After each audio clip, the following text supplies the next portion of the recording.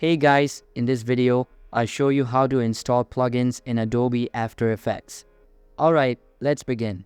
First of all, locate the downloaded plugin on your personal computer and make sure it has the .aex extension.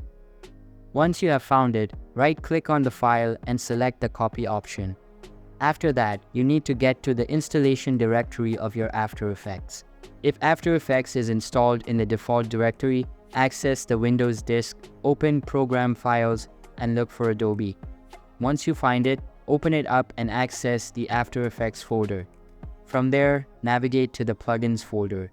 Now, you just need to paste the copied plugin inside this folder and you are good to go.